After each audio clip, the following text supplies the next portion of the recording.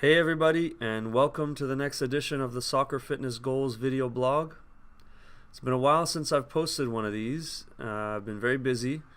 One of the things I was busy doing was that I went out and purchased this fancy Snowball Blue microphone, which according to the box advertising is going to make me sound as cool as I look. And I'm not sure if that's a good thing or not. But I've been busy with that, and also been very busy with the Soccer Fitness Trainers course. So if there's any of you that are interested or were interested in attending the previous live editions of the course, but you couldn't make it because of the timing or the location, there's some exciting news. We're getting ready to put the course online. We're in the process of it right now. Should have it finalized by around the middle of March 2017. So stay tuned for that. I can say that I'm really enjoying my work as a coach educator, and I guess one of the main reasons for that is that it's allowing me the opportunity to share my knowledge and my experience with other coaches and fitness coaches, and specifically my knowledge and experience about the two topics about which I'm most passionate, which are soccer and fitness. And in thinking about my passion about soccer and fitness, and specifically my passion about teaching the science behind soccer and fitness, that's led me to the topic for today's video blog, which is the prevalence of charlatans in the soccer and fitness industries, and the unfortunate pseudoscience that they are selling to consumers, soccer players, soccer parents, and soccer coaches in these industries. Let's start with a definition of some of the terms I just used. So first of all, a charlatan is someone who falsely claims to have a professional knowledge or skill. In other words, a fraud. And oftentimes, charlatans will attempt to promote or sell themselves or their services based on pseudoscience. And pseudoscience is a collection of beliefs or practices that are mistakenly regarded as being derived from the scientific method. In other words, BS.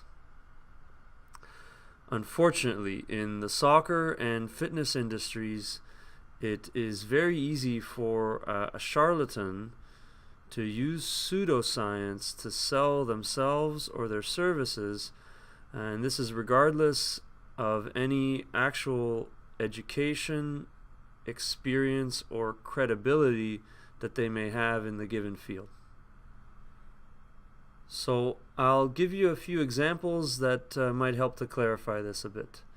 So first example would be, let's say you want to work in fitness, in the fitness industry, but you don't have any education or training in fitness.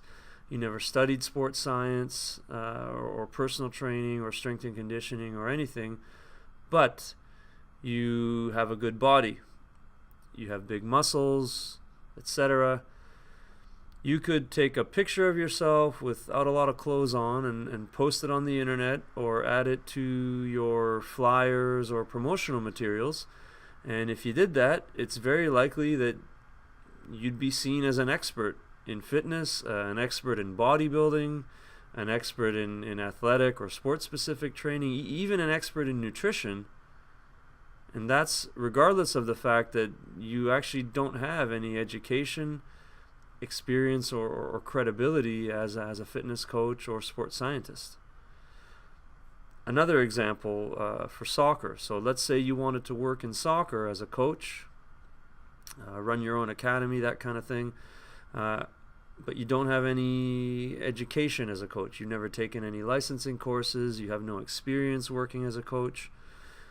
But you are a decent soccer player, or you were a decent soccer player. You've got some technical ability. You can dribble. You can strike a ball well.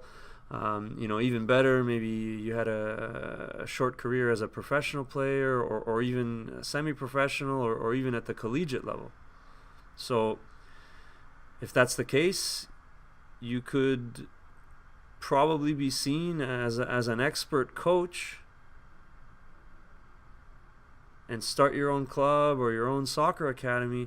And again, that would be regardless of the fact that you actually don't have any specific education, experience, or credibility as a soccer coach. And there's even another level to this, which is that sometimes there are professionals who do have some education or experience in a given field. For example, a fitness coach or personal trainer that has some education and experience in fitness, but they sell or they represent themselves as a mindset coach or nutritionist.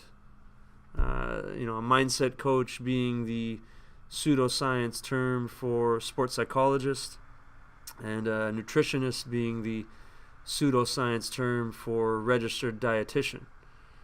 So a sports psychologist or a registered dietitian would had to have gone to school, typically a 2, 3, or 4-year program, and earned a degree, which indicates some level of experience and competence and credibility in that field. Whereas anybody can call themselves a mindset coach, or anybody can call themselves a nutritionist. And unfortunately, if you do that, if you call yourself one of those things, you can also dispense advice and sometimes be paid very well for this advice, regardless of the fact that you have no actual education, experience, or credibility in that field. So when you think about this, it's actually pretty crazy. There's likely no way that you would accept and pay for advice from someone in another profession if that person lacked the relevant education, experience, and credibility in their field. Imagine seeing a doctor who never studied medicine or went to medical school, but presented themselves as an expert in medicine based on the fact that they've been in the hospital or been sick a lot. Another example might be going to see a lawyer who never went to law school, but presents themselves as an expert in law because of the fact that they've been arrested or tried for crimes many times. It sounds ridiculous, but these types of decisions are actually made by consumers, and again, that's soccer players, soccer parents, and soccer coaches in the health and fitness industry every single day. So the reality is that taking medical advice from someone just because they've been sick a lot, or taking legal advice from someone just because they've been arrested many times, is the exact same thing as taking fitness or nutrition advice from someone just because they're big and strong or they look attractive, or taking coaching advice from someone just because they can kick a ball better than you can, or even taking mindset advice from somebody just because they claim to be good at motivating people. Now, this isn't to say that fitness coaches shouldn't be in good physical condition, or soccer coaches shouldn't have a strong background as a professional player. Those are all good things if that's the case. The problem is that shouldn't be the only thing by which consumers make decisions about who they want to work with. One thing that you should really keep in mind is that if you take advice from somebody who lacks the relevant education, experience, and credibility in their field, it's very likely that the advice they give you may be wrong. It may not be based on science, and it may even be harmful to your health or to your athletic development.